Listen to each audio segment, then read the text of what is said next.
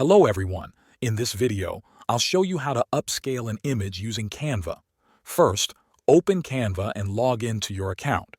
If you don't have one yet, you can create one for free. Now, go to the home page and look at the search bar at the top. You will see Photo Editor just below it. Click on it to open. This opens a new page where you can upload your image. Click on the Upload button in the left menu and then click on Upload a File.